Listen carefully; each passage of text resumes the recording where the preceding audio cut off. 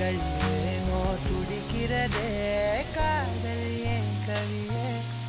நீ என் அருகில் வந்தாலே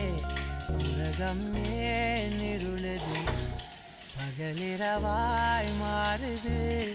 அலைவினில் எல்லாம் வளைந்து தொலை